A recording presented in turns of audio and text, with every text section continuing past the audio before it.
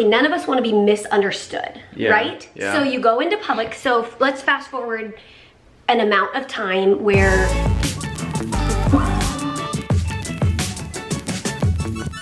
Good morning. happy Monday morning, you guys. Oh, where's your coffee? Oh, it's right here. We're having a coffee date with you. And we're sitting here on this Monday morning with our Ollie boy, and we were just talking about life and processing where we are. And Peter was, well, why don't you tell him what you were thinking? Okay, so when this whole coronavirus thing started, well, when it started being a realization kind of here in the States, and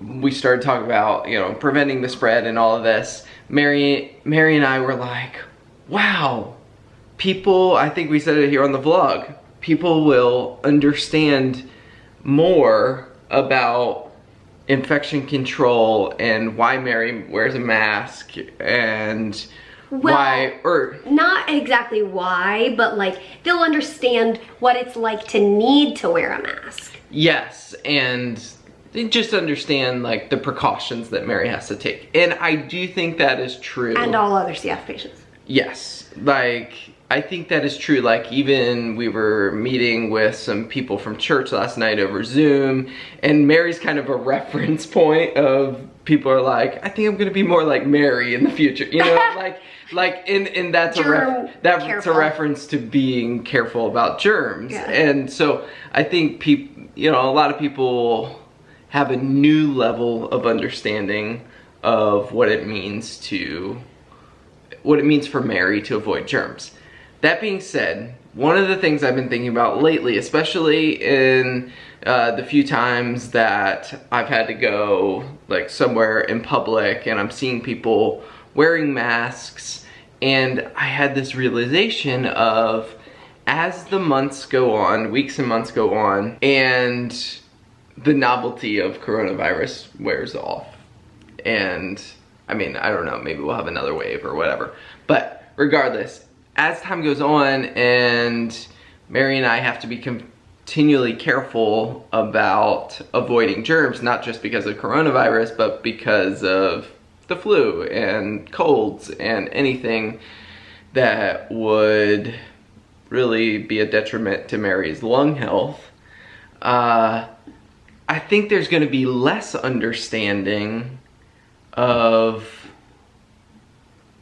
Mary wearing a mask or the precautions she takes, because I think the new assumption would be that you're like just a normal person avoiding the coronavirus. Does that make sense? And I think the risk in that, I think what this whole conversation comes down to is we all don't, okay, none of us want to be misunderstood, right? Yeah. So you go into public, so let's fast forward an amount of time where people are going into public, but some people still have to be really cautious, so there are people wearing masks. People don't want to be misunderstood. So when you wear a mask, before all of this, people see somebody with a mask, and most of the time they think, oh, they must be like have something wrong with them. Mm-hmm. They must have maybe cystic fibrosis or cancer or something where their immune system is too low to safely whatever. That's why they wear a mask. And in people's minds, that's what it was. And now when you go into a store and you have a mask on, we're talking like future, when it opens back up, when when you're allowed to go shop for clothes again or whatever.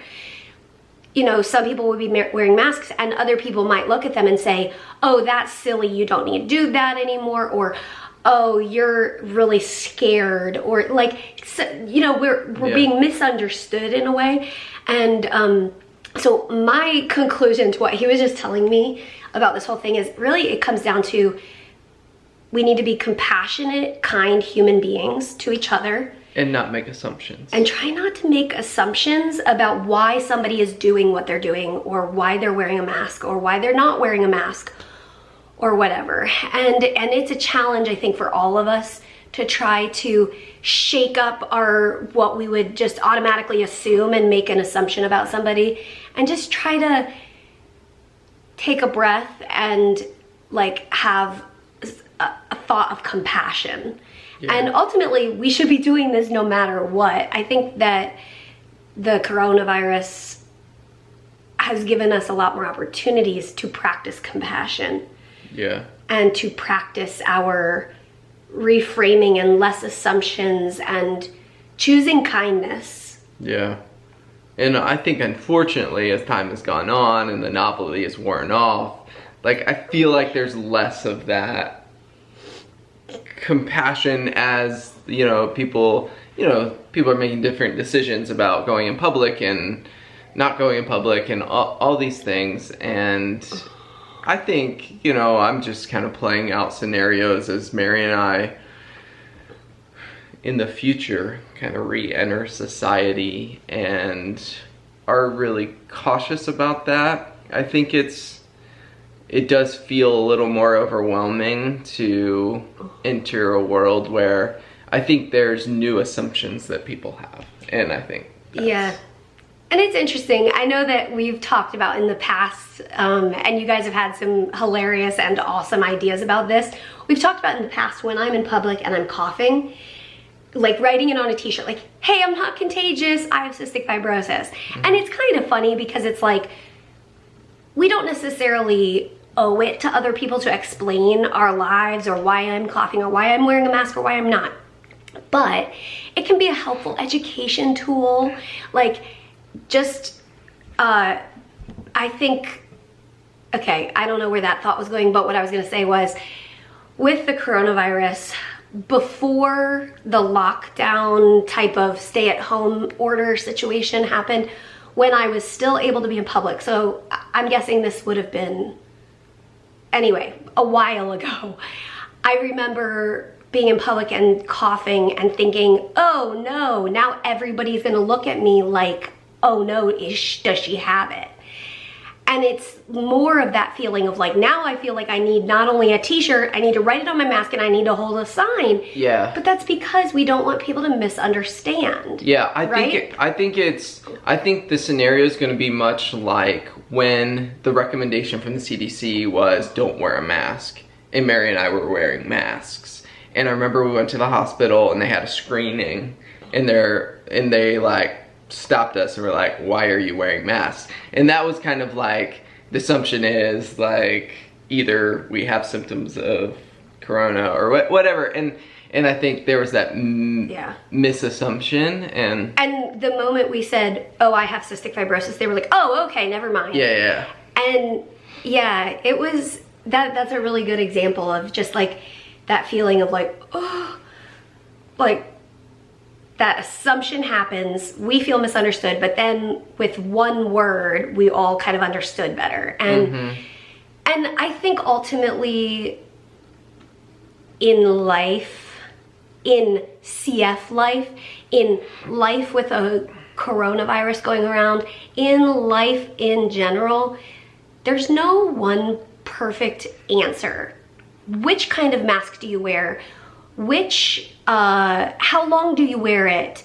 Do you have to reuse it or do you have to not reuse it? And we're living in times where, I mean, there's obviously scientific research for some things.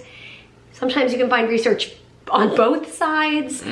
There's not a huge way to get these sorts of masks, et cetera, all of these reasons, right? There's no perfect answer. And so I think ultimately, as we have this compassion on other people and on ourselves, we say to ourselves, with the research that we are able to read and get a hold of, here's the decision we're making. We're gonna do our best at it, and it might not be perfect, but this is what we're gonna do.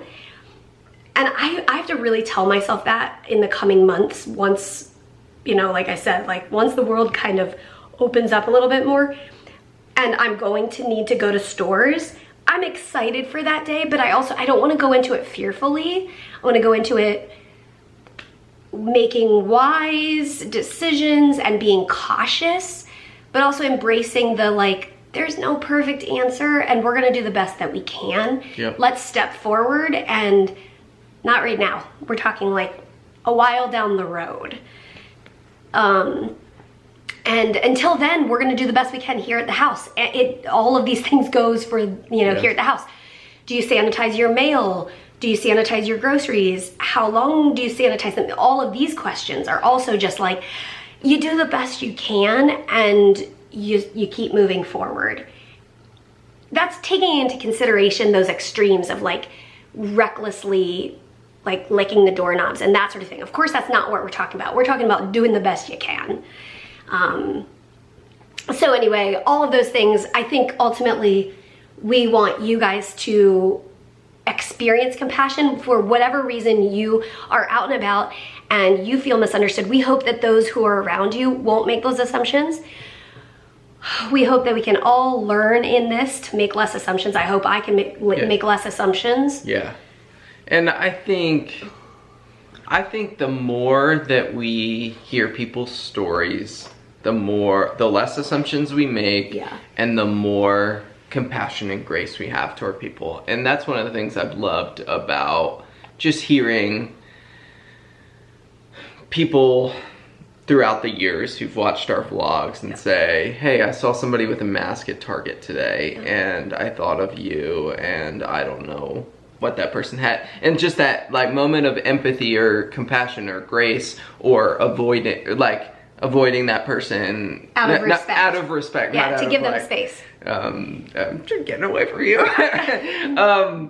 But I just think that is just proof of, the more we hear people's stories and the more we understand that there's more that meets the surface, and there's more to that person's day and week and year and life than we understand. And when those of you who have commented a very similar thing to that, oh, I saw somebody with a mask, or I heard somebody coughing, and instead of giving them my automatic like scrunch face, like ew, I looked at them and I smiled and I walked away. Like, I'm still gonna move out of the aisle because ultimately I don't know if you're contagious and I have to be careful.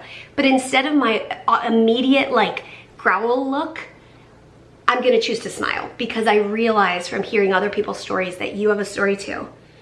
And yeah, so if you want to, you can share a little bit of your story in the comments. I know from the past that you guys love to encourage each other, and that's always a welcome thing. So thanks guys for joining us today on this discussion of human compassion.